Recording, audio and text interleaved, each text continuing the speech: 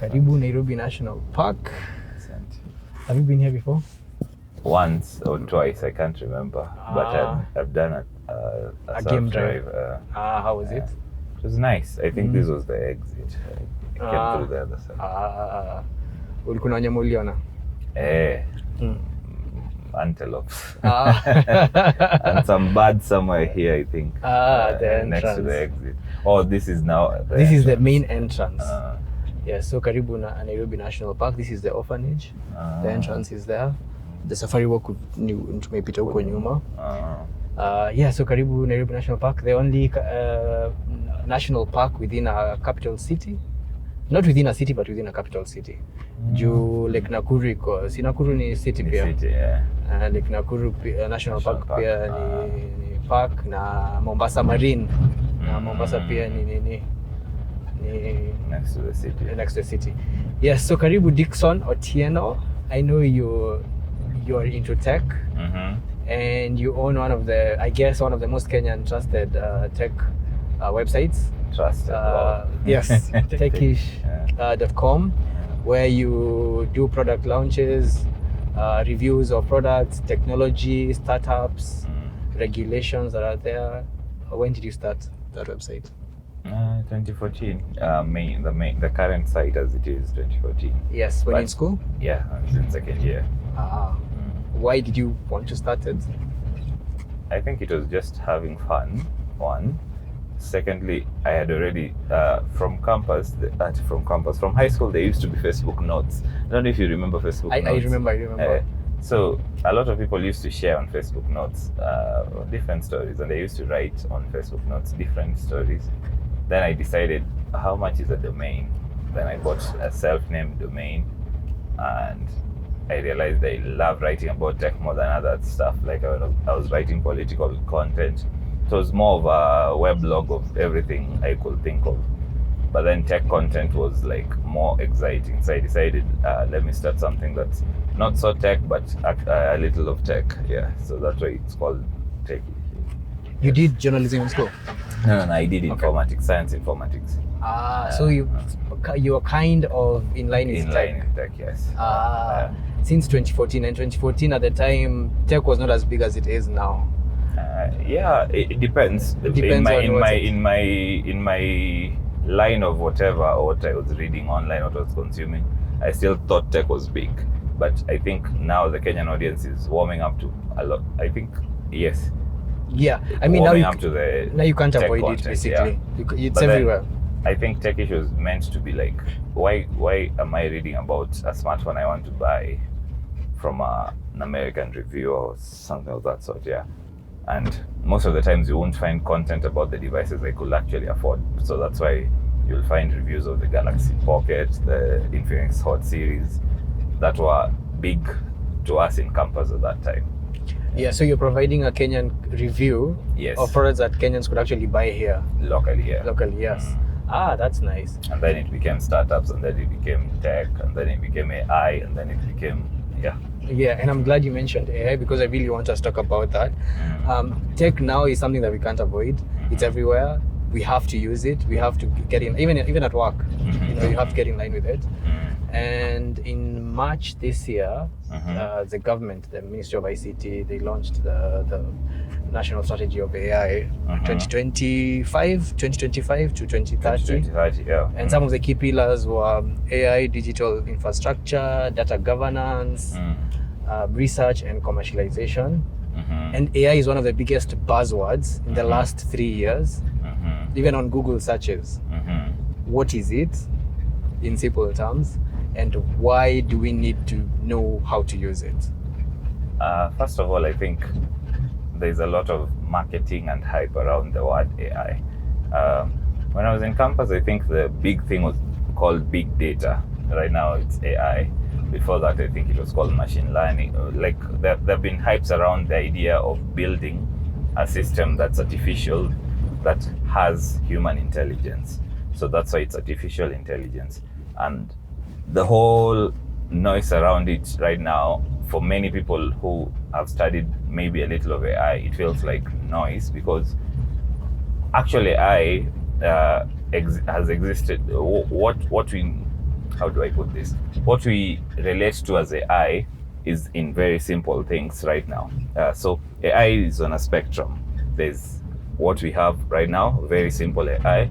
There's what we clamor for, AGI, artificial general intelligence, and there's what we hope will one day exist called artificial superintelligence, ASI. So what we have right now is very narrow AI. It's what helps you with traffic. It's what helps you with navigate or Google Photos. It's what helps you with just basic stuff. Yeah. But the idea for AI is to be an intelligent system that's as intelligent as a human being, capable of self-learning. Yes. So basically, right now we are using generative mostly. Yes. The ChatGPT. Basic, simple, large language models where you take lots of text, you put it through a system so that it understands patterns. After why there's the word because, after what there's the word what, and then it can generate based on the patterns of a lot of data it has been fed. Yes. Yeah. So how I view it is, you remember back in the day, before smartphones, if you wanted to do math, you would have to get a calculator, a physical calculator. If you wanted to play games, you'd have to get a brick game, a Game Boy to play games. If you wanted a calendar, you'd have to get a physical calendar and see. But now smartphones came and everything is within the phone. If you wanted music, yes. you needed to have a radio or a game, a play, something to play music on. Yeah. But now the smartphone came and everything is in one place. And so with AI, that's what I think is information. It gets information from different. The idea is that an artificial intelligence system will be able to have a brain where it can learn and tell you everything from one source. So instead of you going through a website to get information, the system just talks to you. If you watched Iron Man, what Jarvis does for Iron Man, yeah. Jarvis, you there? At your service, sir. Gauge heads-up display. Check. Four-door preferences from home interface. Will do, sir. Another good movie that I saw this year was The Accountant 2. I don't know if you watched it. I haven't watched it. And so they have, they are talking about AI in a sense, but it's some geniuses in a room helping someone solve crimes. But it's more or less the same concept. Now that's what we are clamoring for, an AI that can look at something and solve it for you. What we have right now is general large language models that identify patterns and tell you stuff based on other people's research, other people's work, generate stuff around that. But you want something where you'll be like, I am doing this, and this. Can you think of this? Yeah, something that uses its own thinking and its own it has a brain, basically. Yeah. Yeah. This is now. I think this is where I saw the bird. Yeah. Nanglomon Dam. Yeah, we have some Egyptian geese. Are they local Amazililet? No, they're local. They're local. Oh. They're local. If they're local, are they called Egyptian? I think they probably came from there, like migration and all that. Yeah. And there are hippos here as well. Yeah. And crocodiles. You can see crocodiles there on that island. The brown. Yeah. You can see them. They need to the. They camouflage. They're basking. Yeah. Nikizoom sasa ndio naona vizuri. Unaona.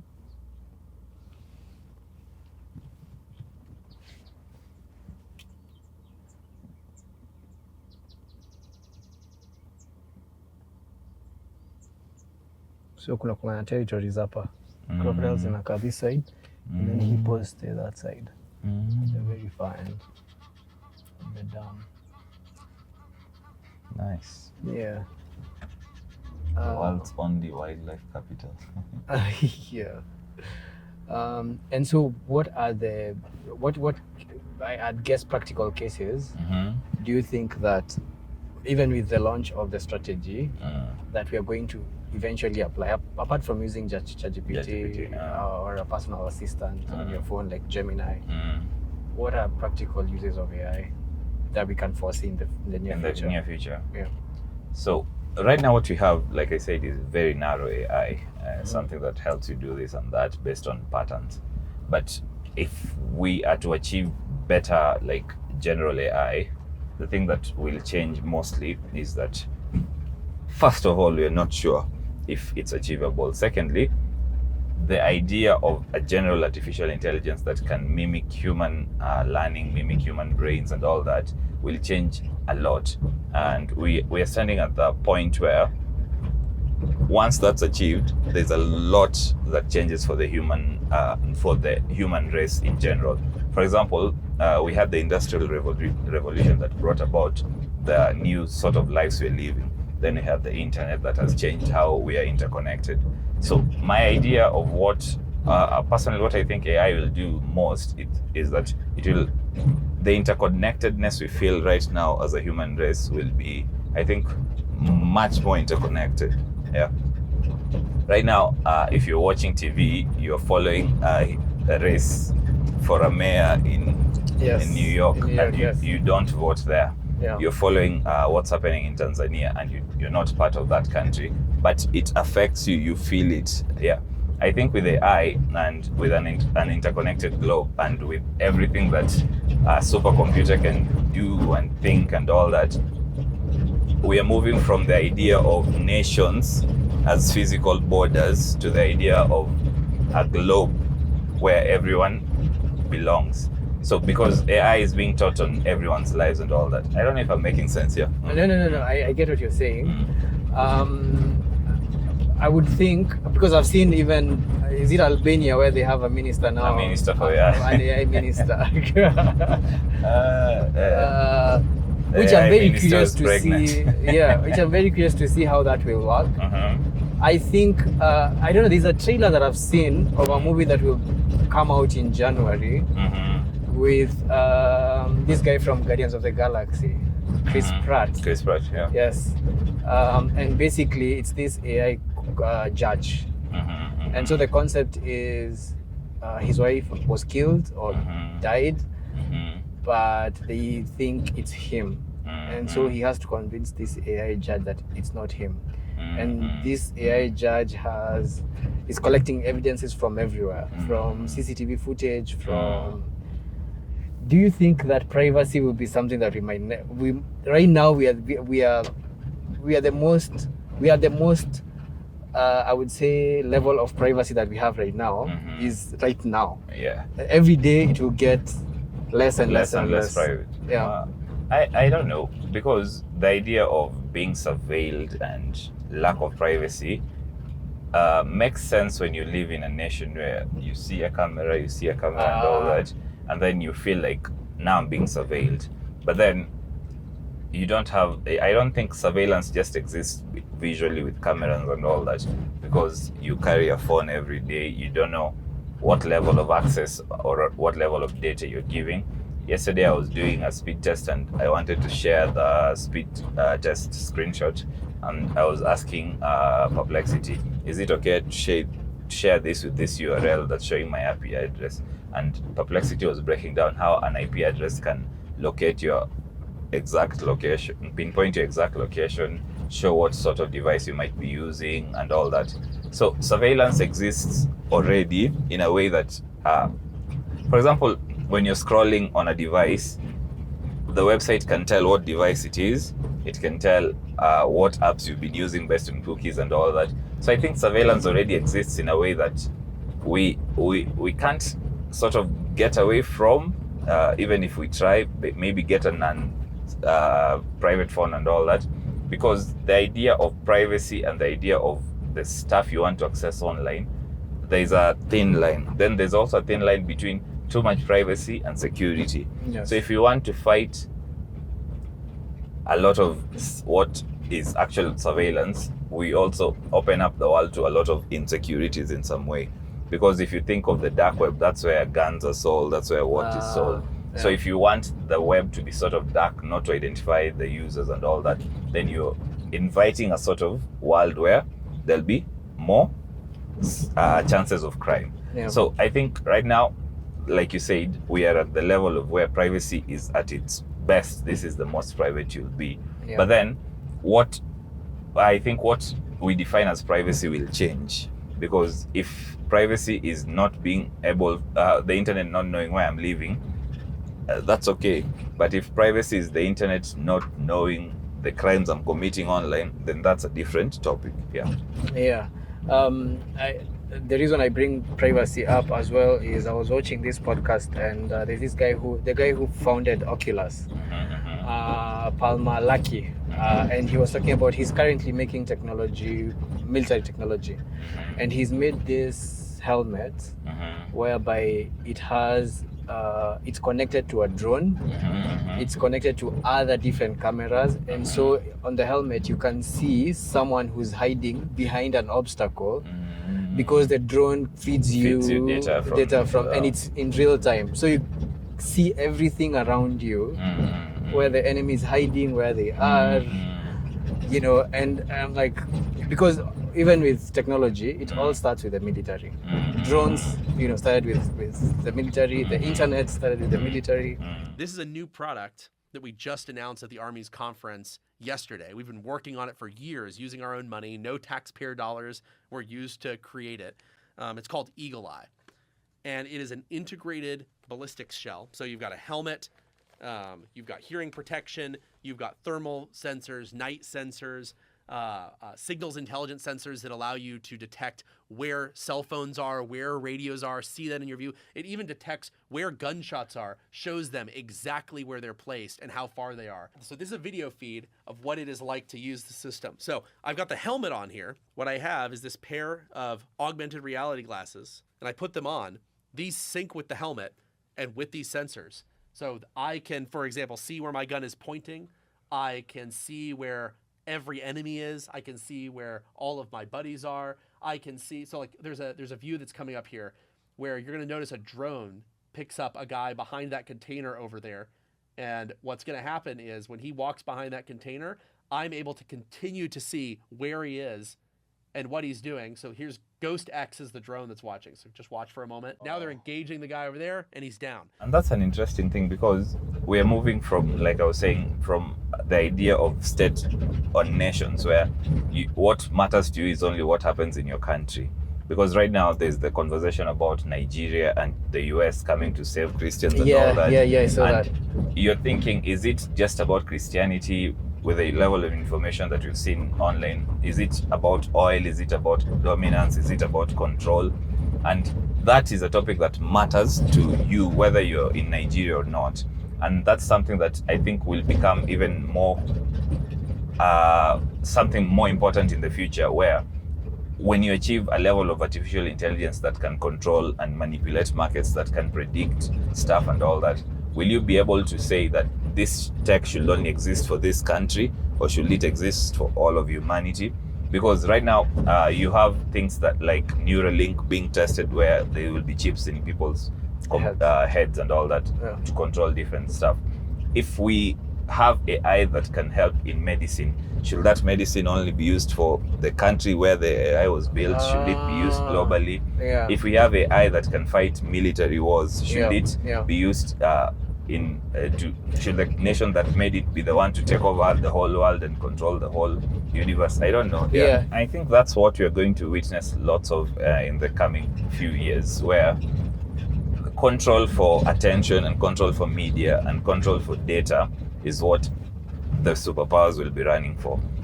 China is investing very hugely into training AI and the rush towards general artificial intelligence. America is pouring so much money into OpenAI, into Gemini and all that, in the rush towards general intelligence. Because I think there's a clamor there's the idea that whoever gets to AGI or general intelligence controls so much of what happens, what comes next. Like the same way the person who, the companies that rushed for the gold rush got rich. The countries that have gold, the countries that have oil, the countries that have nuclear weapons are the dominant countries in the world. So I think the idea that there's going to be tech that we can't quite foresee what it will do is what's pushing this rush towards pouring money into it and doing stuff to ensure that you get the first sort of big systems for AI.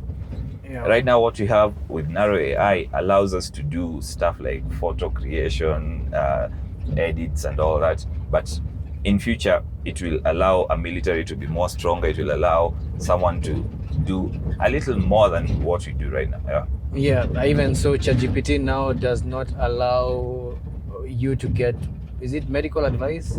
I don't know about that. And legal advice. I So I don't can know. see it affecting some practices, because I can give it a contract and it will guide me on how to, whether Yeah, to, if this is to a good amend contract it, and all that. or to sign Actually, it. there's the argument that AI will replace so many jobs that I find exciting and also funny. Because when you think of the jobs that AI can replace, I don't think AI can replace what we're doing right now, a conversation and just thinking as it is right now, maybe in future.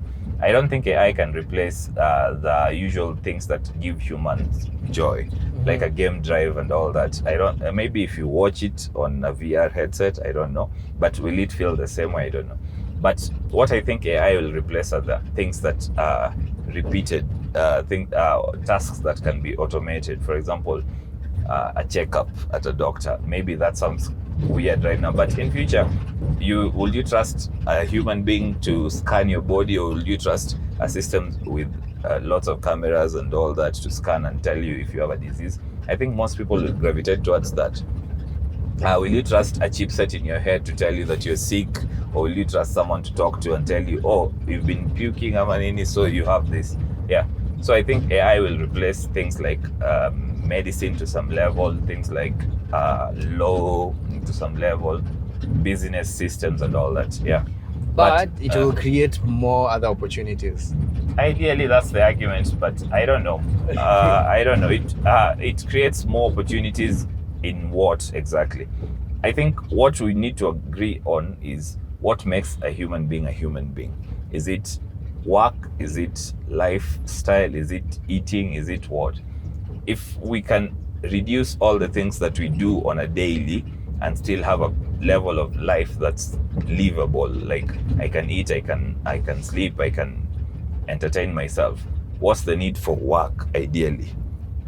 Yeah. Does work give you meaning, or do you give work meaning? So if AI can do all the work for you, then we need to identify what humans being love to do without work. Yeah. Okay, so then work will be, because humans have only worked for a few hundred years, right? Ideally. Before the Industrial Revolution, people never used to work. People used to live in communities, and the work would be maybe probably providing for your family, going to the farm, coming back. People had responsibilities, but like an 8 to 5 has not been there for long. So it would make sense for it to evolve into something else. Yes, Where what we define as a day-to-day activity, the day-to-day activities of human beings will change. Will they change for the better because some countries want to dominate others? I don't know. Yeah, but for the current, I'd say millennial and Gen Z and even below, how would they, maybe this is a cliche question, but how would they leverage it? What should they do? In 1966, there was this weird thing that happened in the US. Teachers went on strike. Okay. And they were striking against the use of calculators in school. And they were saying calculators make us stupid. Okay. Yeah. We have grown up with calculators. I remember in high school, my teacher was like, you can't use a calculator or a log table if you don't know what you're doing. You first need to understand what you're solving for, the concept you're solving for, so that the calculator becomes a helping tool for that. I don't think calculators have made us stupid. I don't consider myself stupid from using a calculator. Instead, I consider myself as putting the simple things to the calculator, then the more complex things I use my brain. So ideally, ChatGPT and education and learning and kids and tutoring should not be the thing where we push against it. When technology arrives, the simple thing you can do is embrace it. When Kodak said no to digital cameras, that's how they obsolete, Yes. So when technology arrives, I think the best thing to do is to embrace it, but learn with it.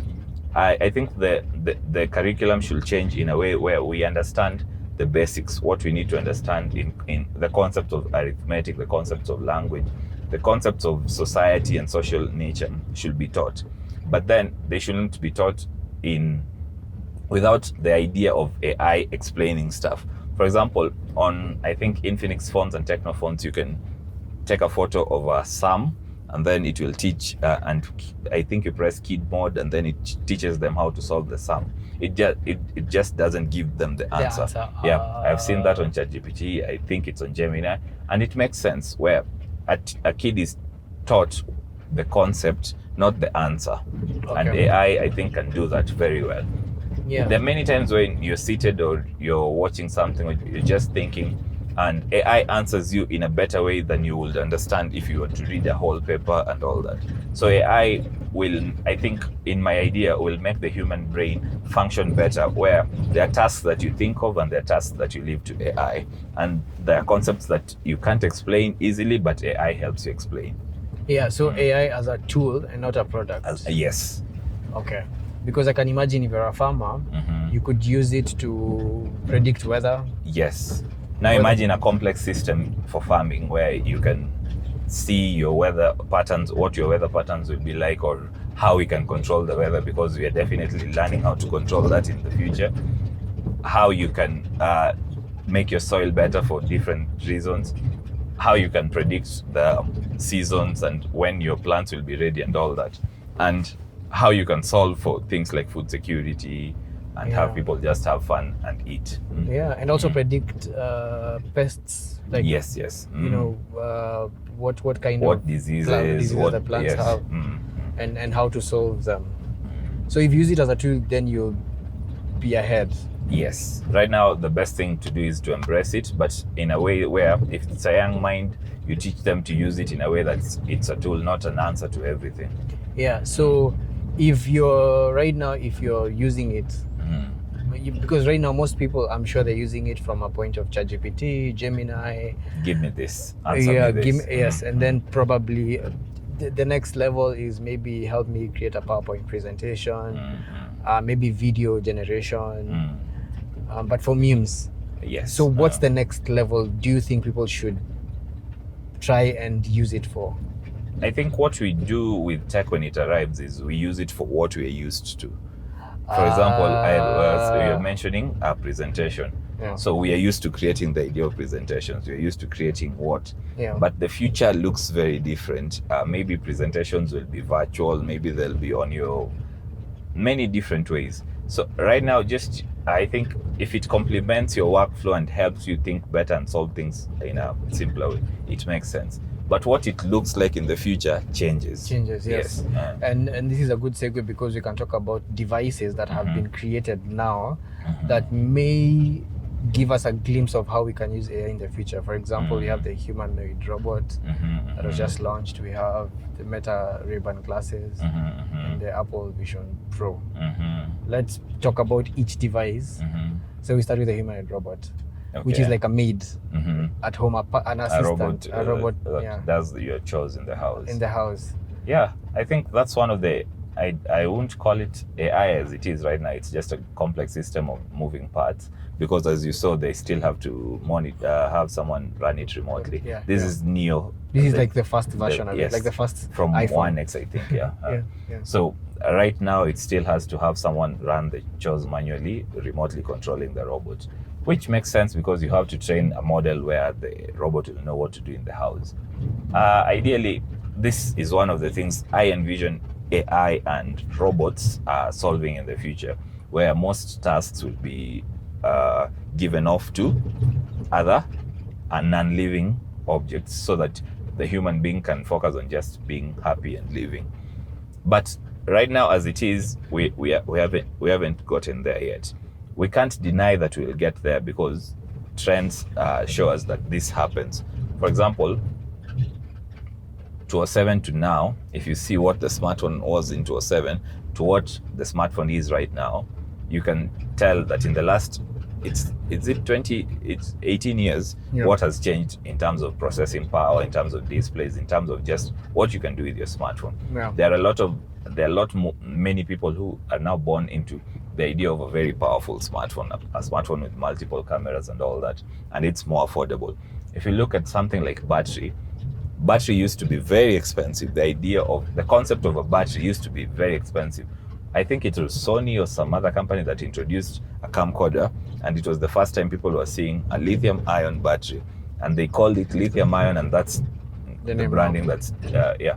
So the idea that you could have a battery where you charge it and topped it up felt like a foreign concept just a while back, and now we've come to a level where I think 100 kilowatts hour is about $100, but it will fall to about $10 maybe by next year, according to current research around graph. I think it's sodium or something batteries.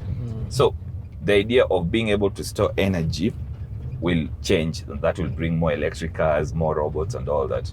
So the concept of creating a humanoid robot for your home will move from what is currently around $20,000 with the first one from 1X, the Neo robot, to something like maybe $500 in the next 10 years, to something like maybe free from a government that will say we'll put robots in everyone's house in future. We don't know what the future or even looks outside like. cleaning Yes, the streets, fixing drainages. Yes, so things you like don't that. know what the future looks like. Yeah. If we can solve, my idea about a good future is let's solve for health and food and Okay. shelter. Once that's solved, I think all this just makes humanity live a better life. Yeah.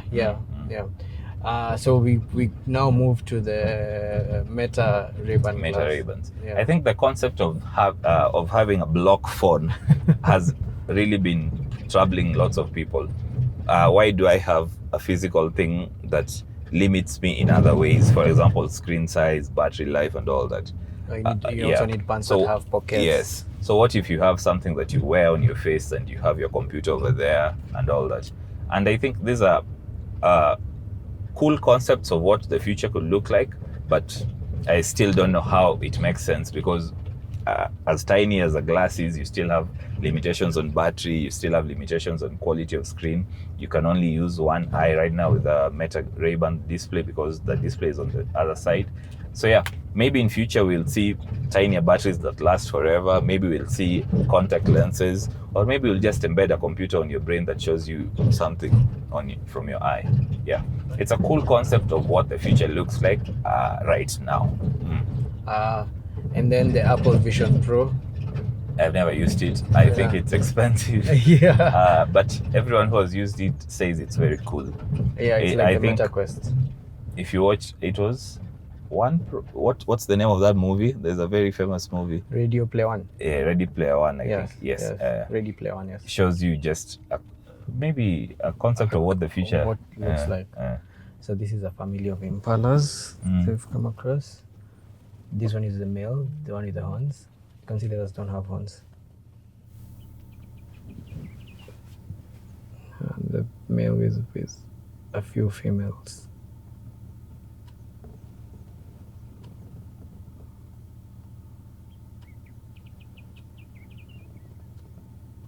I think the weather kind of helped, because the park was not this green a few weeks ago. Oh. Yeah, so the rains that we experienced last week, was it last week? Yes, last week. That kind of made it a bit greener. I watched that movie and I dig the concept of that movie, whereby we have can the enter VR, a virtual world. a virtual world, and you can solve problems within that virtual world. So it's I mean, there are two different worlds. They have the virtual world and we have the real and I world. think that's what Meta is trying to do with even Meta Quest. I don't know if I am personally excited about that idea, but I think the idea of expanding human interaction and human thinking and creating these virtual worlds where you can live and do stuff and all that is very human in itself, because humans moved from somewhere, became a community, moved to somewhere, built a nation, moved from somewhere, built an empire. Is very human.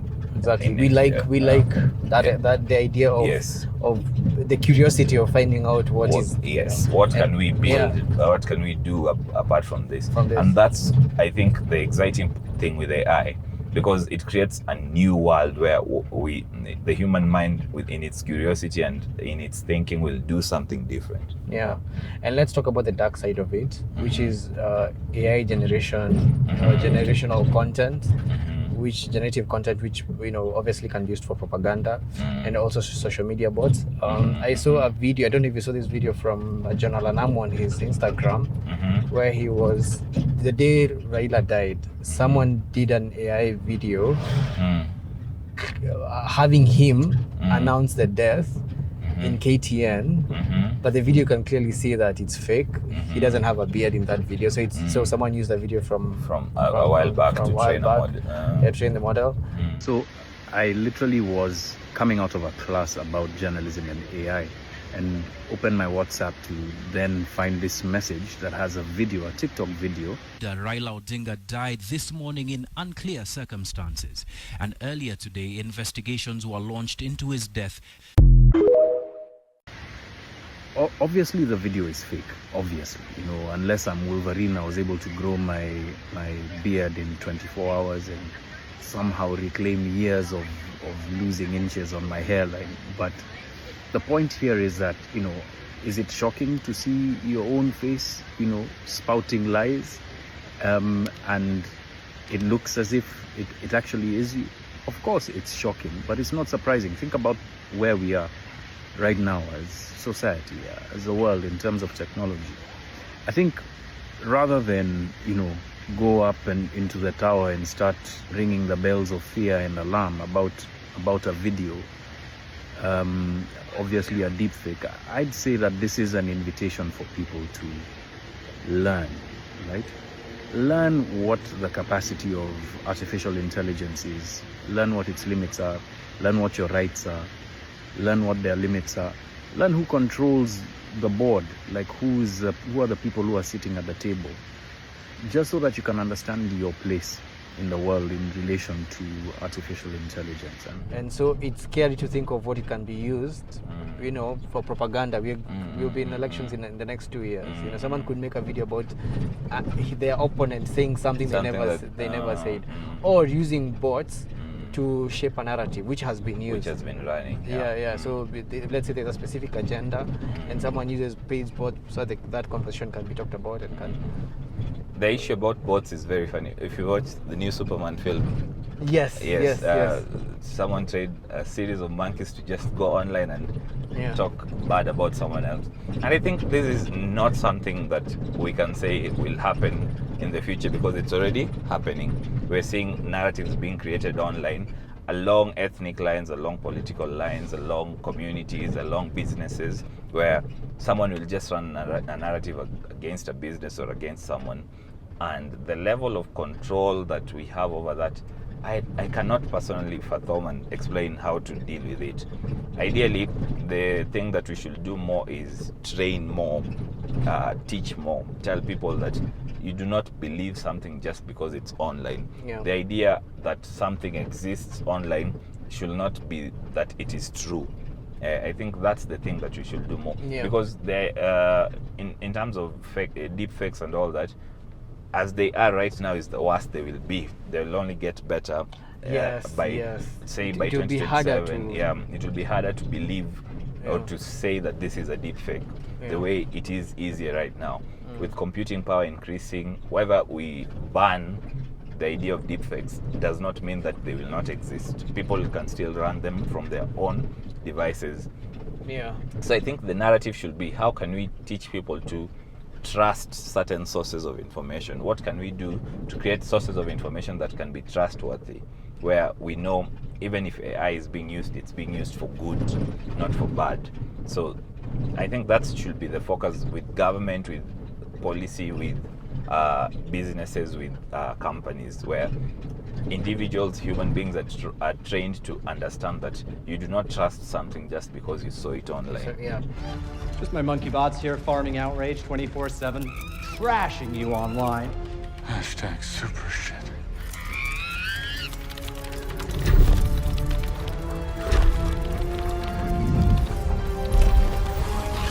Do you think human interactions will become more valuable, physical interactions, because people will not even make business deals online because you don't even know whether you're making a deal with someone? Yeah. Ideally, that could be an argument. See giraffes at the top now. Ideally, that could be the argument where you say that human interaction will become more valuable. But what happens if, for example, I think, have you watched Upload, a show on Amazon? I think it was on Amazon Prime, where you could wear a bodysuit and enter a virtual world and feel everything. It's as real as the normal world. You can feel pain, you can feel anger, you can feel touch, you can feel anything. Yeah. So what makes human interaction make sense then? Because it's more or less the same. Yes, it's just a different world. So maybe at the beginning you'll be like, I prefer a physical meeting so that I know I'm talking to you and all that. I prefer, but in the future maybe that changes. Yeah. You touched on Neuralink a few minutes ago, and I have seen so far they've done 12 patients, and the patients have been able to control a computer mouse, keypad, yes, or even play chess with their mind. And I cannot imagine the potential that has, because if you're able to control, if you're able to think of a move and make the move with your mind, I can't imagine how far it will go. It will be like X-Men, Magneto, or Professor X. My name's Nolan Arbaugh. I'm 29 years old. About 8 years ago, I was in kind of a freak diving accident and dislocated my C4, C5, so I'm a complete quadriplegic.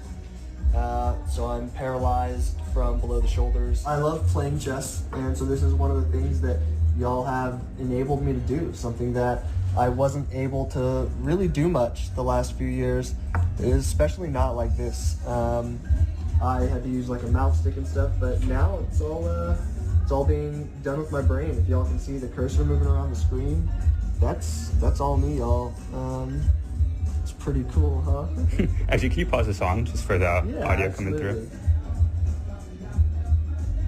through? And that was also done with your brain? Yep, it's all brain power up there. So a lot of what we started out with was attempting to move. So I would attempt to move, say, my right hand, left, right. I think it just became intuitive for me to start imagining the cursor moving. Basically, it was like using the force on a cursor, and I could get it to move wherever I wanted. Just stare somewhere in the screen, and it would move where I wanted it to. Which was such a wild experience. Neuralink starts with a surgeon drilling a hole in your head about the size of a coin. Then a robotic arm carefully inserts the ultra-thin, flexible threads into your brain. These threads are finer than a strand of hair and are equipped with electrodes that directly interact with the cells in your brain. This implant is capable of interpreting your thoughts and applying them to real-life actions. Yeah, ideally, I love sci-fi because sci-fi shows you what the human brain can comprehend, it can achieve. So, if a Neuralink right now, with Neuralink right now, the idea is to solve for motor problems for people with broken backs, maybe limbs and all that. But ideally, in the future, if with the power that chipsets currently have and all that, it should be able to be an interface, a brain-human interface, a brain-computer interface, where your brain interfaces with the computer and changes the whole idea of what a computer is. Because right now with a computer, you have to use your hand for touch and all that for control. But what happens if your brain can already control the computer directly? You will be able to search online the way you want with your brain and all that. So for right now as it is, maybe Neuralink will just solve for limbs, moving problems, maybe make people more mobile if they had an accident, solve for health issues, discover, maybe scan blood for other health issues that you can't think of right now. But maybe in future it will be doing way more for the human brain. Like even discover like diseases that are genetic or not known and all that. Yeah, even before they these are giraffes lying down. This is very uncommon. They don't like lying down. I don't know why they're lying down. Oh. Yeah. They prefer standing. If they lie down, it means they're not okay, Yama? No, they're okay, but they're very relaxed. They're okay, but it's very hard to find them just sitting.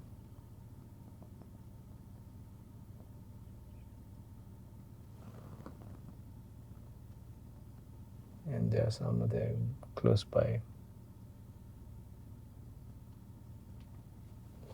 Yeah. You were talking about education, and something I remembered is with AI, it will be really good for students because I would think teachers would use it to identify the strengths of different students. So teach them in different ways. In different ways. Because there are kids who, right now, even us, we were taught the same way, all of us. But we have different strengths. But after school, people are performing differently in life, right? But with AI, it will identify how to teach each kid based on their strengths and things like that. So that would be an interesting concept in education, and I think schools should be able to find a way to adopt it. I think ideally it makes sense that AI and teachers and kids can interact in depending on a student's strengths. Yeah. But in practice, with our level of financing for schools and public education, yeah. Probably in in private schools. Yes.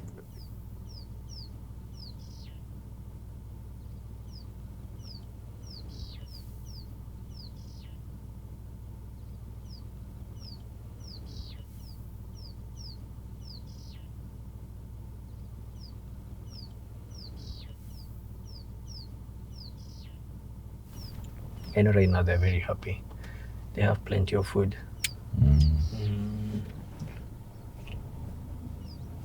Nisifungue dirisha. Haizi kuuliza.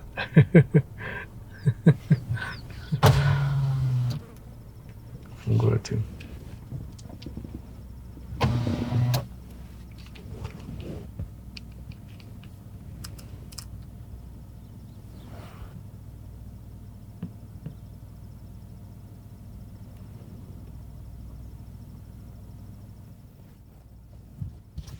Sometimes sasa na wonder AI na animals sijui. Venye zitaingiana. I have something that I'm working on. I will share here, but I think I'll remove it from the final cut. Let's talk about smartphones. And this is something that I've seen on your Instagram page where you like reviewing smartphones. In your opinion, which are the best smartphones of 2025? Depends with your budget. I think we've gotten to a level where performance, cameras, battery life, displays are all sort of convergent technology where everything has come to a level where everything is good. And I think that's the thing that has eaten away from the excitement of tech in smartphones, because everyone is making the same thing just a little different, or marketing just a little different. If you have the money, get whatever you prefer for the most expensive price in terms of flagship. Do you want a good camera? Vivo has a very good camera. Do you want a good camera for video? Apple does the best videos.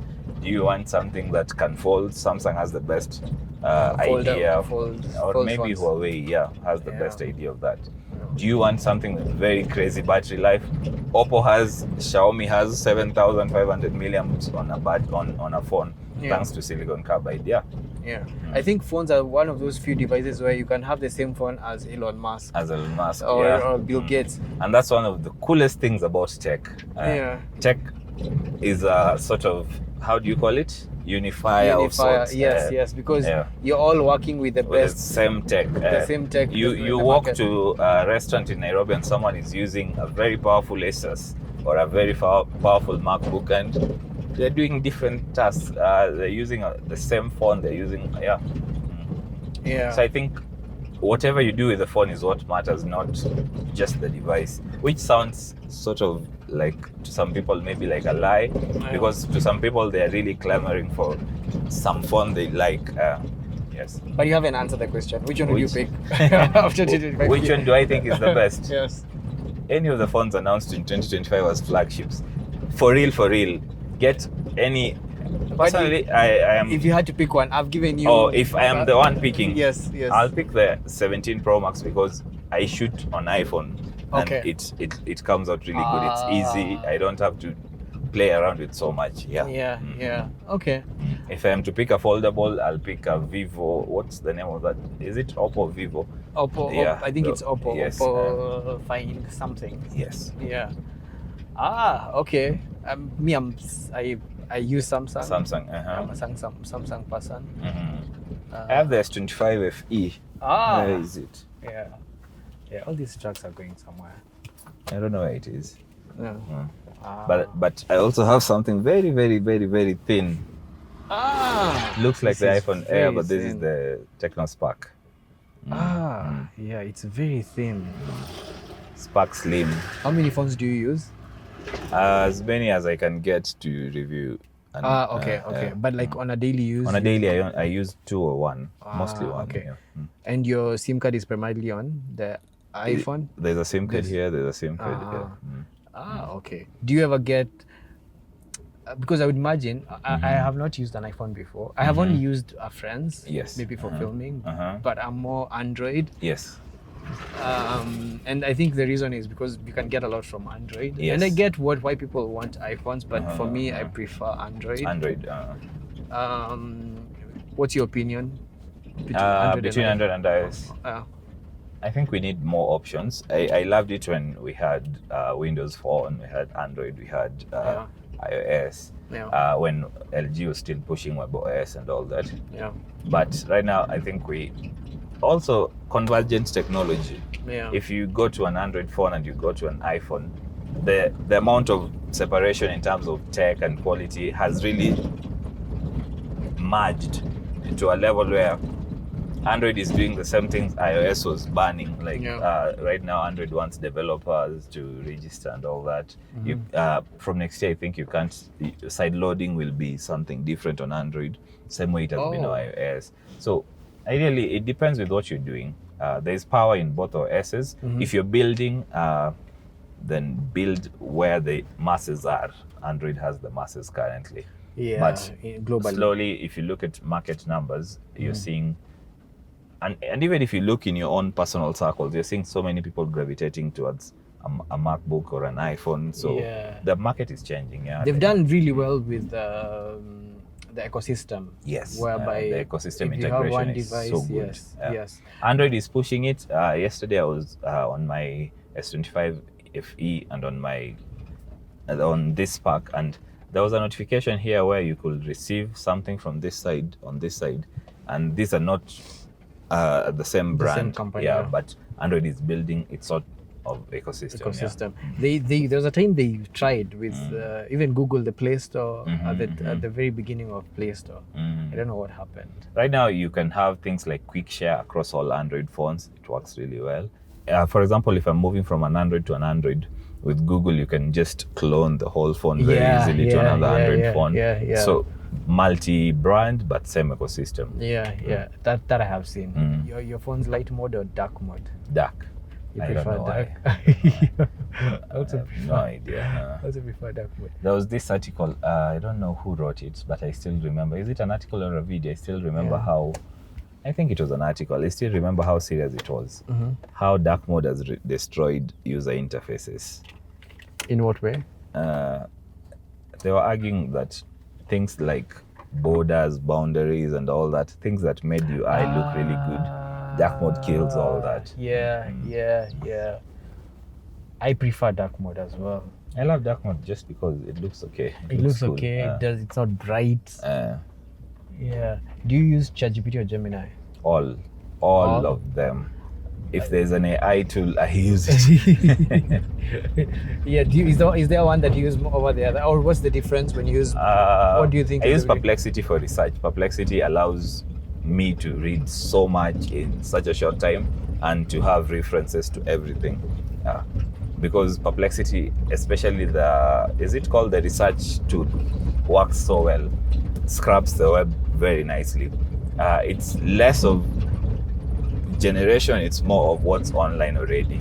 I use Gemini for things that need me to watch lots of YouTube videos or read lots of Google articles and scholarly articles. I use ChatGPT for things that are creation.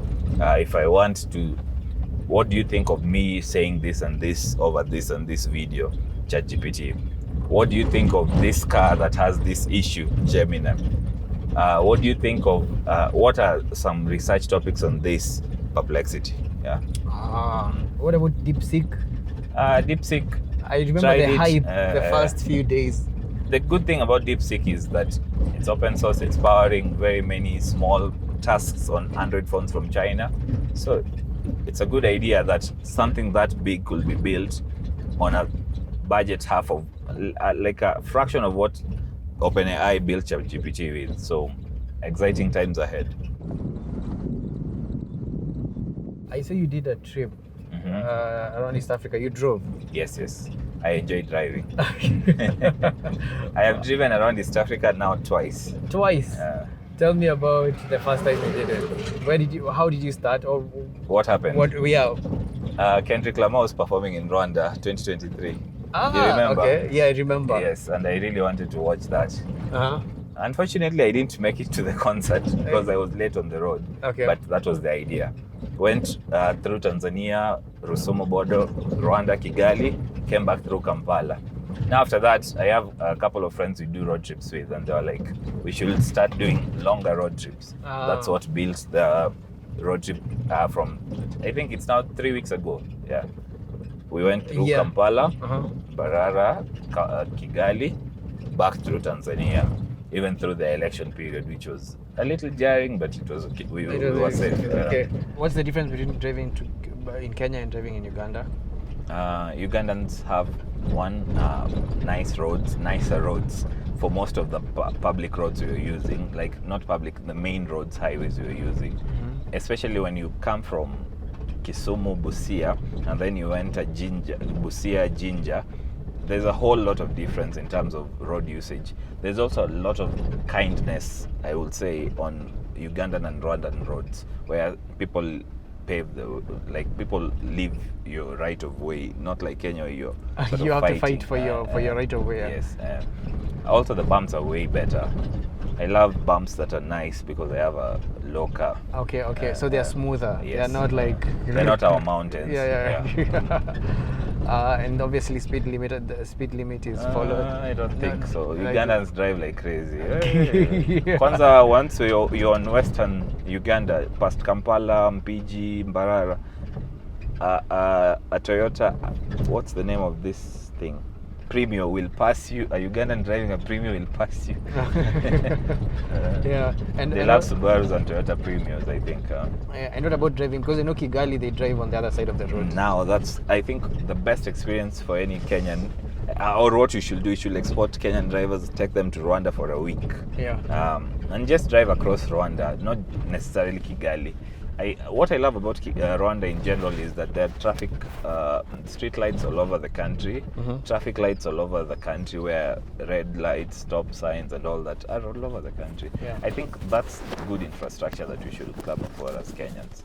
I know the argument we've had is that Rwanda is small, so they can do that. But Nairobi is small. Why can't we just do it in Nairobi alone? Have traffic lights, street lights, good lighting, and roads that work. I've been there and I see how they follow their rules. They follow the rules. They wear helmets. The cameras work. If you make a mistake, you get a fine from the cameras or from a police officer. And it's immediate. You get from on your phone. Yes, it works. It's a country that works. And TZ? Tanzania has, I would say, okay, we had a very bad experience in Tanzania from the Kigali, the Rusumo border to what's called, I can't remember the name. 100 kilometers from Rusumo into Tanzania, there is no road. It's more of this right now. So we had to move very slowly. But they're constructing a road. They're constructing a highway. So that's why people are using the sort of diversion. But a diversion for 100 kilometers is so long, especially on tiny cars like we had. But Tanzania has, I would say from experience, quite good roads, good signage. That's something I've noticed we don't even do well in Kenya. Tanzania has good signage. Deaf people, I think disabled people, traffic lights across most of I think all of the towns. In Kenya, we only see traffic lights in Nairobi, I believe so. That don't work. I was seeing traffic lights in Geita, traffic lights in the small towns, Bunda, Mwanza, So if you had to rank those East African countries in terms of driving experience from best to worst, you drive best in You drive best in Kenya because you're home. yeah. Ugandans are easy, Rwandans are easy, Tanzanians are not. From my experience, every time I go to Tanzania, it's a whole charade of entering the country. Where are you going? Why? How many days do you have your car in our country? The police officers just stop you, and kwanza there's a police officer in Mwanza who just stopped us to tell us mnafaa mjue Tanzania sio ya kuchezewa, and we were like, without anything else. Yes. So obviously your number plate, because it's Kenya number plate, and it stands out. It stands out in TZ. Yeah. Okay, so in TZ the paperwork, you have to pay for your number plate? No. If you own the car, you import it free of charge into the country. Yeah. Okay. You just give them the logbook, tell them I'm going through another border. They give you a documentation as permit for entry and the number of days. Most of them say 7 days. Do you intend to do more longer? I enjoy road trips. I intend to do more. I hope one day we can do one with a fully electric fleet. Just to see what sort of what sort of future we can have with electric cars in Africa. Yeah, I've seen a YouTube video from, I can't remember their name. They have done a drive from Nairobi to Addis Ababa, fully electric. But where are there charging ports in those countries? They had a lorry carrying a generator. I don't know.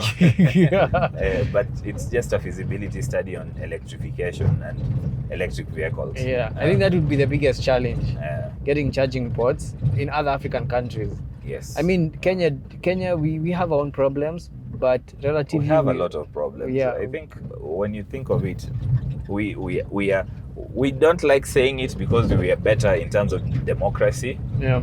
In terms of the idea of democracy, ideally, not democracy. There's just the idea. Yeah. We have better free speech and all that. Maybe it's the you idea can push of it. buttons without But when you walk into a country like Rwanda, where after every few cars in Kigali there's an electric car, after every few cars there's something electric, and they're living that electric life. Whereas in Kenya, I'm seeing Neta, I'm seeing Skyworth, I'm seeing Basigo. But in Rwanda, I saw Basigo cover a very long distance. We were as far as near Lake Kivu, and there was a Basigo doing a distance of around 100 and something kilometers public transport. In Kenya, Basigo is mostly for Nairobi. We need to get to a level where I can use an electric bus to Kisumu. Yeah. In Ethiopia, the fleet of electric cars are way bigger than what we see in Kenya. Even according to the video, where once they got to Ethiopia, there were so many EVs. So I think we still need to do a lot in terms of power creation. I think it's 2 days ago, yesterday, the president was saying we have a power issue where we're going to start power rationing. But ideally, we have more resources than, say, Rwanda for power. Yeah. We should be able to produce way more power. We have more bandwidth in terms of internet. We should be able to have cheaper internet. We have people who are sitting at home. We should be able to have an industrial revolution where people get into factories, people get into work, people build a better idea of a nation than what we have right now. Yeah, we do have human capital that can be able to. Yeah, with electric cars, we could also have a factory here of making batteries. And what I love about Rwanda, have you walked into a taxi in Rwanda? I have, yes. Yes, a Move by VW. Move by VW. No, I have not. So in Rwanda, there's no Uber. So if you don't want to drive, you take a Move or a Yego. Yeah. Move is by Volkswagen, because Volkswagen has a partnership with Rwandan government and also an assembly, I think. Yeah. So if you walk into a taxi in Rwanda and what we call taxis or chap in Kenya, it's a whole different world. Someone has Apple CarPlay. It's a modern car. It's a 2025 car. Yeah. Instead, in Kenya, we drive 7-year-old cars as new. So we need to change how our laws work with importation and taxation to focus on the new tech, not the old stuff. I also think we need to change a lot on the idea of infrastructure. Approach to infrastructure should change. I think the government is focusing on the wrong things in terms of housing and all that. I think the focus should be on interconnectedness of Kenya. I should be able to do a trip to Mombasa in an hour, a trip to Kisumu in an hour, a trip to Mandera in maybe an hour and a half. If we are thinking of it right, I think most of our focus should be on rail. The way China just focused on rail and built thousands of kilometers of rail to interconnect the country. We shouldn't wait for partnerships in East Africa so that we have working networks of rail. I agree, because it would be helpful, because someone could live in, let's say, Isiolo or Mandera. There's even Mount Marsabit. I'm sure there's a very green, nice, lush areas we could live there. You could live there and come to Nairobi work. Come to Nairobi work for 2, 3 days, 4 days. Go back home in an hour and a half. And it will also bring development in those areas. Because Nairobi, most people are living. If you check the Kenyan map, 5 million people are living around Nairobi. And what happens? Catastrophic if, say, nature or attacks or anything happens to Nairobi, then the country is done. No, that's true, because everything is here. I don't get why all ministries are in Nairobi. I don't get why the Ministry of Agriculture's office has to be in Nairobi. The Ministry of Tourism, why is it in Nairobi? I saw a very nice headquarter Ministry of Environment in Kivu, near Lake Kivu in Rwanda. And I was like, this is so many kilometers from the capital, and they have such nice headquarters and such nice grounds, and it's open to the public to use many of the resources there.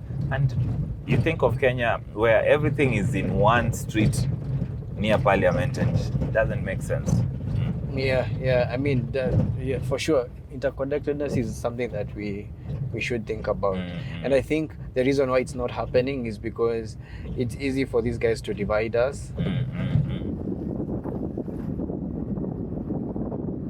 Do you have a few creators that you think in your space are doing a good job? I think I love local creators to the extent I have a YouTube account just to subscribe to as many as possible. I think I love storytellers. I don't want to mention directly, but I told you I started watching your vlogs way back. And I love the creation space in Kenya. I just think we are curtailed or sort of inhibited by just infrastructure. If Kenyans could travel, and it will take as little time as possible, and be in very many parts of the countries, the stories we will see or the vlogs we'll see are very different. There's this YouTube channel I really like. Have you watched Jetlag? Jetlag? I think I have. They go around Europe, around Japan, I think I have. And then there was a group of creators who tried to do a competition in Nairobi, where some used a boda, some used nini, and you could see how badly off our infrastructure is compared to somewhere like Europe or somewhere like Japan and all that.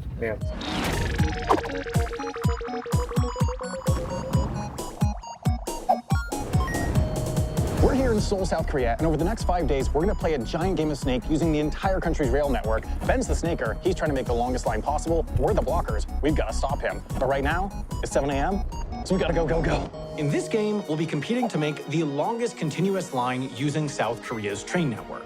We can take any route we want, just as long as we never cross our own line. But to make our lives harder, the two other players will be playing as the blockers, free to travel around the country and throw down obstacles that slow us down, force us onto difficult routes, and ultimately get us to crash. What we have are brilliant minds, brilliant creators, brilliant storytellers, brilliant TikTokers, but they are forced into certain niches because they do not have the resources to do more. East Africa doesn't allow them to do more. Kenya doesn't allow them to do more. Africa doesn't allow them to do more. What is your take on right now? Do you have kids? Nope. Wait. That's a Mongol. That's a whole snake. Wow. You can see. I'm scared of snakes. Yeah, and I think it was a mongoose that was trying to eat it. Yeah, that's a python. Yeah, this is the second time I've seen a snake in Nairobi Park. It's very rare to spot one.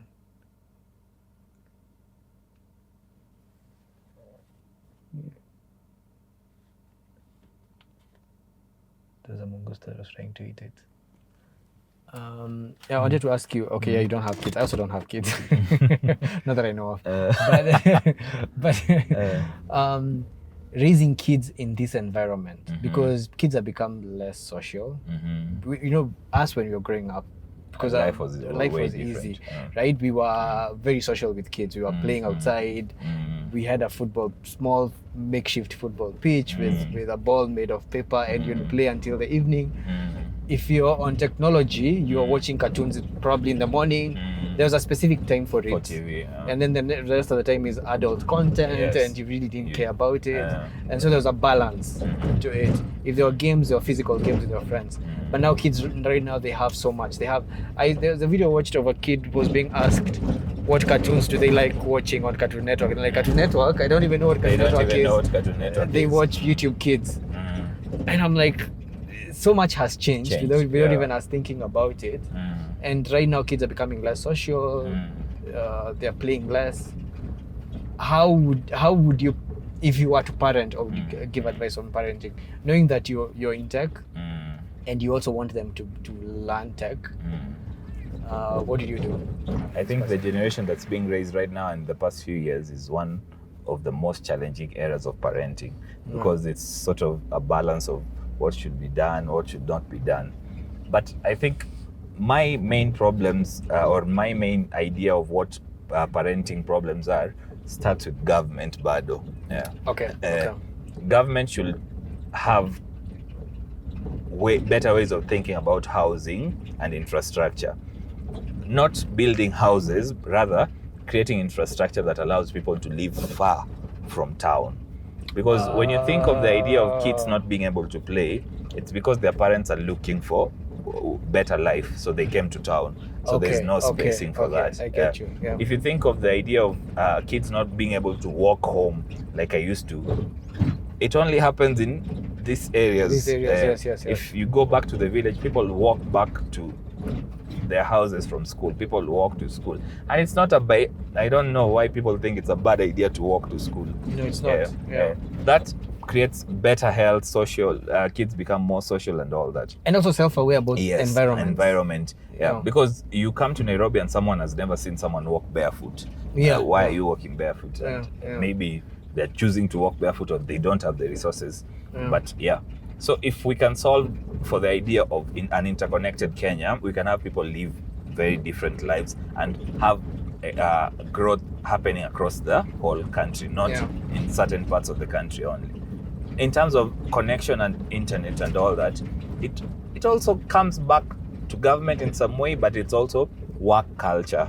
If we can change work culture and the idea of people being, I think, freer, so that you're not chasing something always. You have time for your kids and all that. I think it changes how you parent. I don't know. I'm not a parent, so I'm not going to say this is the right way. But if you get more time with your kids, I think you control what they watch. You control how they think. You control who they interact with. Because even now, most people spend most of their times working. So you just throw a phone at a kid. Because if you imagine a day has 24 hours. You spend, let's say, 10 hours at work, because you count the morning in traffic, an hour in the evening. So 10 hours, of even 12. If you leave 6 in the morning and get home at 6, those are 12 hours. You're at work. The other 12, you're sleeping 7 of them. And your kids will probably sleep 9 of them. Right, so you only have 2 hours a day or 3 hours with your to see them. Or weekends you're busy, and weekends you're busy. Yeah. So you have less time with your family, with your community. I think if government does something around how long parents can get with their kids, I don't know if that's something government should come into. It could, because I've seen European countries do it.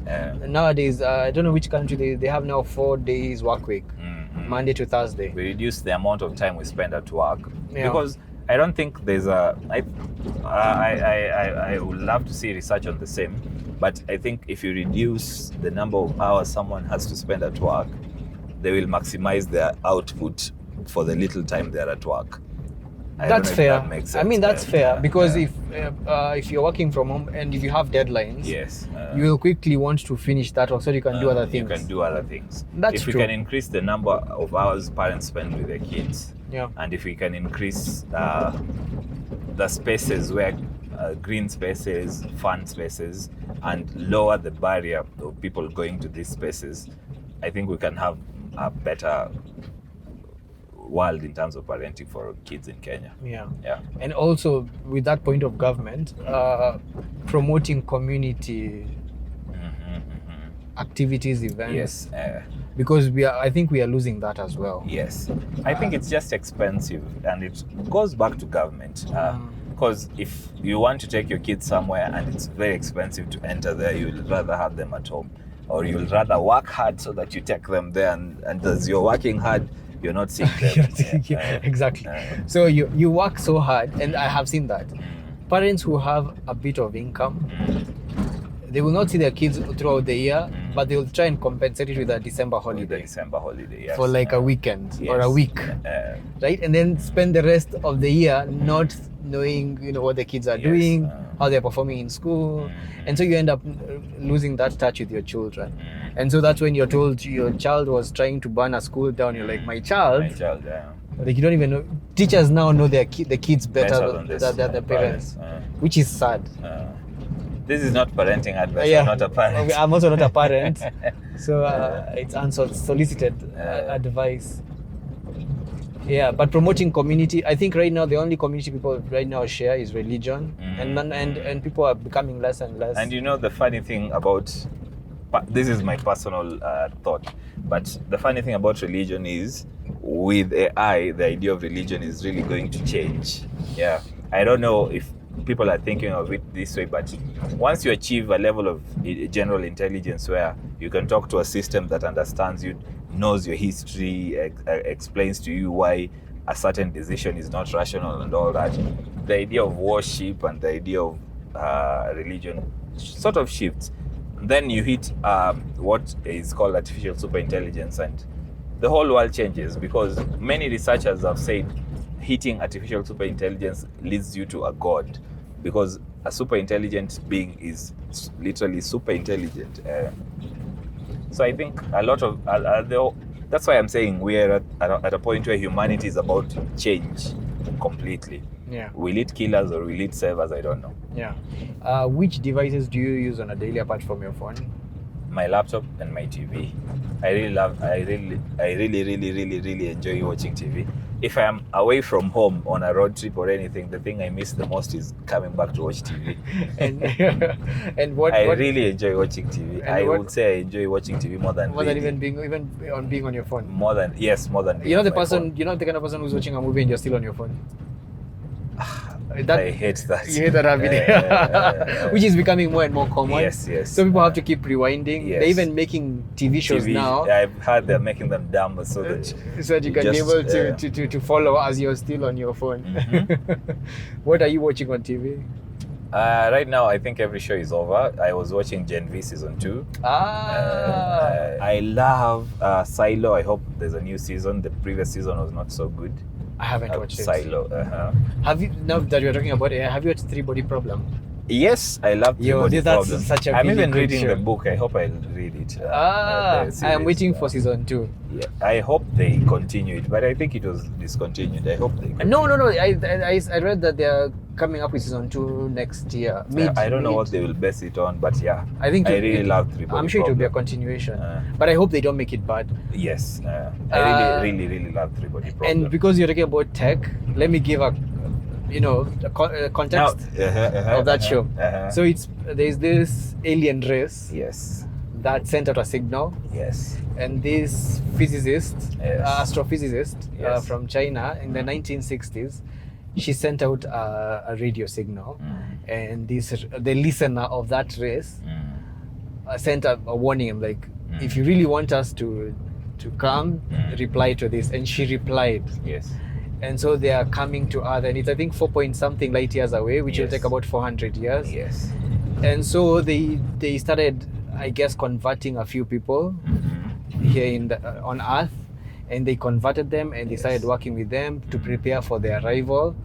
But then they realized humans lie, and they had never heard of a concept of lying. I think and so they were scared about that humans can, because they're not able to lie, and they have never heard of that concept before. and so they started, turning against the humans. It's one of the shows that brings about politics really well, because the scientist is facing issues in China, in her own home space. Yes. Then it brings about theoretical physics really, really, really well, because of the concept of what's this name? Quantum entanglement. Yes. It brings out that so well. Yeah. If I can't travel to Mars, but I can have two particles that are entangled, and in quantum entanglement, I think theoretically, what happens to this particle happens to that particle wherever it is in the universe. So that can be a medium of very fast communication. So that's how the aliens are communicating. Yes. Yeah. I think it brings out theoretical physics really well, and they get it right. The same way I loved Christopher Nolan's Interstellar, because it gets the theoretical physics right. Yes. What else do I think? It also brings out the concept of what it means to be human really well. Yes. Because humans are liars, humans have issues, humans have manipulative. Pain. Humans can feel something today and not feel it tomorrow. Yes. If you have not watched Three Body Problem, it is a good show. You should watch it. It's on Netflix. Yes. It's a really good series. And then it also brings what you're talking about, religion, because there are some who perceive this as a god. Yes. The Santi, the alien race, because they can't imagine it. if you can have an alien land on Earth and control what the sky looks like. And you could, and it can be. I think people will worship the alien. And it makes me believe that if that would happen, if there was a alien race that was coming and they had that kind of power, there are people who would worship it. It would be a cult in its way. And also the thing that I liked about the Santi, they realized that humans have been able to achieve whatever we have been able to achieve technologically the last few years. In the 400 years that they'll arrive, we'll be far ahead. Yeah, so they are more cautious of what will we find. That's why they want to kill innovation. That's why scientists are being killed. Yes. Yeah, because humans can move really quickly. Really quick. So they recognize that we are smart enough to get to where where they can't beat us. They can't beat us if they get there. Yeah, it's a really good show. What other sci-fi movie? You've mentioned Interstellar. I like Interstellar as well. I loved Interstellar. Yeah. I love superhero comics, and I love fiction. That's what I watch mostly. Because if something is fictional and superhero like and super sci-fi, you don't like realism. Nope. The world is too real for the world is already too real. Like right now, I'm going back to traffic jam in Nairobi. I'm like, do you think streaming services have made TV better? Nope. I even have an essay. Piracy won. Piracy won. Yeah. It's easier to watch something illegally than it is to pay to watch it. First of all, look at Netflix. How long has Netflix been in the country? It should be as star something or a URL where you just pay with the M-Pesa number. Right now you have to create a card and do what. Connect with your card. It makes no sense. Look at DSTV. DSTV has constantly been on the rise in terms of pricing. They have been acquired by Canal Plus, and they're now reducing pricing for decoders. But the problem is not decoders. The problem is subscription fees, and the app is terrible.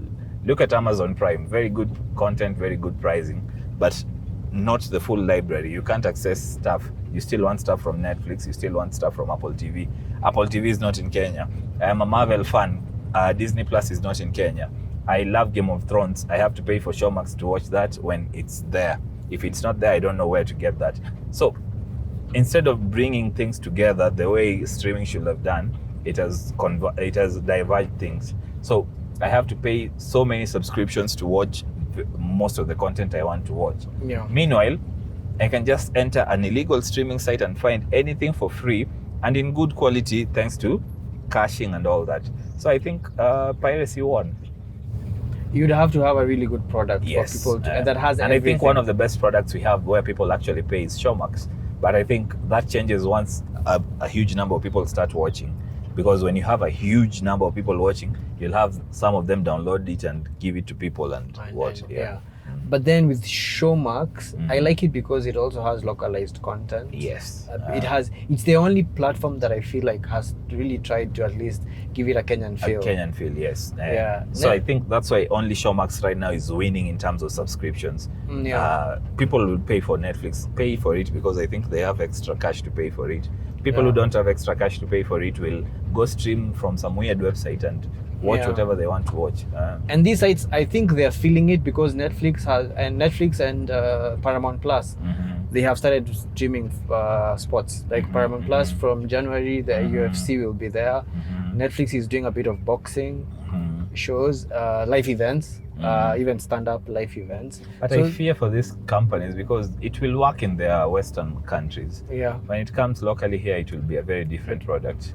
Maybe subsidized and a library cut or content or rights don't belong to them for certain things that local Africans love. Yeah. But I think if they localize content, let's say like Netflix Kenya, they set up like boxing here in Nairobi, KCC, but they have like a live, they stream it, right? A concert, like Sauti Sol, for example, they have a concert. Instead of, there are people who don't really want to go there physically, they could stream it on Netflix, or but you're still sponsor it and you're still paying for the subscription. So the artist is still making their money, right? Because most people will watch that live. We have a few stand-up shows that we have comedians in Kenya are doing it. Have a day on Fridays we are streaming Kenyan content. Make payment easier. Let there be no friction into access. It should be easy to access content if you want it to make money. The same way it's so easy for anyone to access content on YouTube, it should be the same way it should be easy for such localized content to be accessed. And what you're saying is very correct. If Netflix does that, then they win. But if they don't do it, then we stay with Showmax and we, what is it called? Pirate all the other content. Yeah, Pirate Bay. But even then, YouTube still wins. I like YouTube so much because with YouTube, I love YouTube is, honestly, to me, YouTube is the best video platform because anyone can upload. You only need a Gmail account. Yes, I love YouTube the company, not YouTube YouTube the platform, not YouTube the company. The company is Google. YouTube the platform. Yes. Because anyone, anywhere with an idea, as long as can share, yes. You sit with in Netflix, your house, you can't. on your phone and enjoy and. But if Netflix watches this video and they want to give me a platform to post my videos, it's fine. It makes sense because now I will pay for Netflix because I know I am getting local content I relate to. Yes. Yeah. Tumemaliza. Thank you so much for the game drive. Thank you. I hope you had fun. Thank you. Mimi ndio nashukuru. It was a good drive. I have had fun. You've had fun, huh? Very, very, very, very many different conversations. Yeah.